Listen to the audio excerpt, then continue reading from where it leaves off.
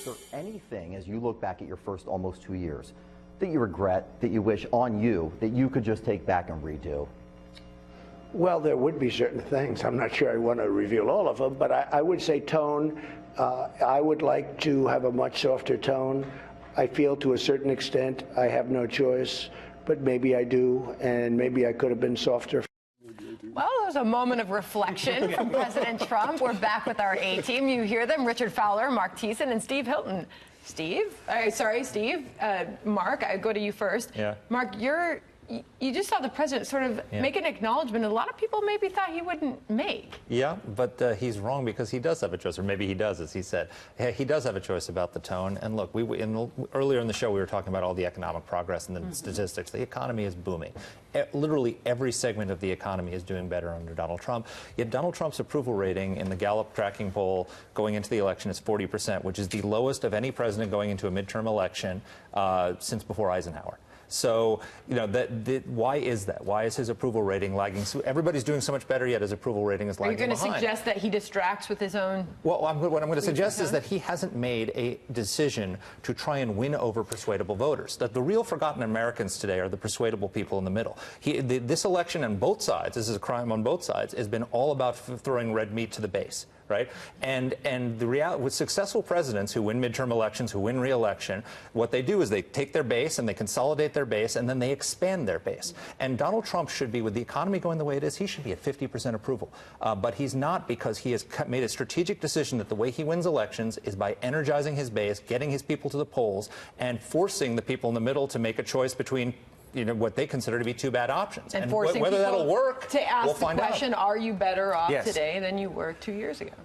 Of course. I mean, the substance is very strong, and I hope it wins out. But honestly, to this tone point, I think the best thing about the president is his tone. I don't think he should have changed it at all. The whole point of Donald Trump was to come in and be different and speak differently and behave differently. Why? Because people for decades had politicians with great tone who delivered terrible results. Republicans and Democrats, they had an elitist policy agenda that benefited the rich and screwed working Americans. The whole point of Donald Trump was to come in and tell them they're wrong, they're a disaster, they're supported by the useless mainstream media. The tone was absolutely central to his populist appeal.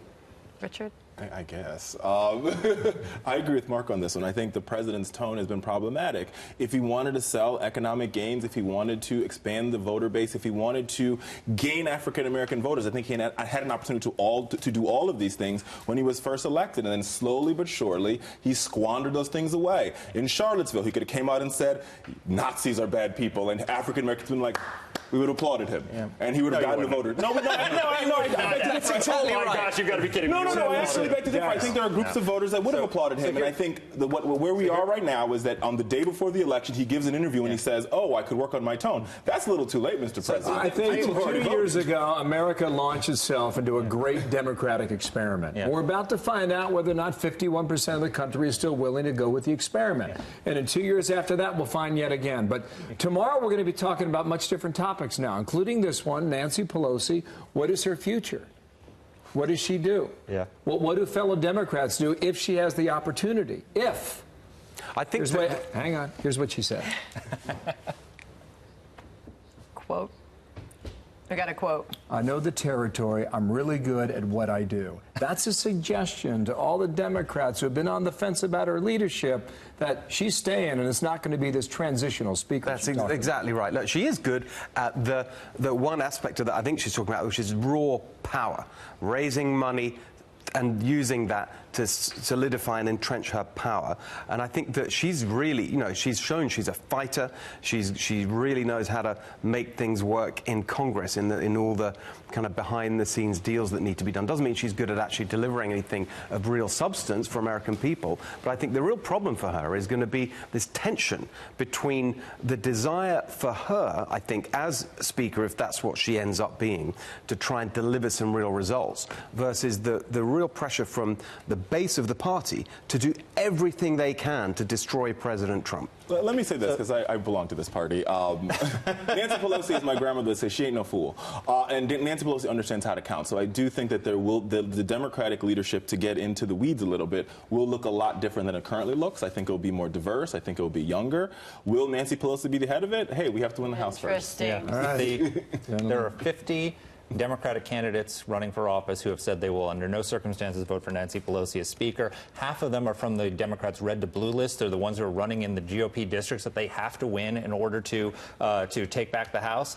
And so if they do take back the House, there are a lot of people committed not to voting for Nancy Pelosi. By the way, we don't have time for this whole thing, but she said, I for a long time tried to have to create a path for other people to take over. She goes on to say they have to get out there and get a following. They have to show their legislative chops. There are any number of people who could do that. Onward we go. There's a lot. We got to roll. Richard, thank you. Mark, thanks. Thank you. Steve, great panel.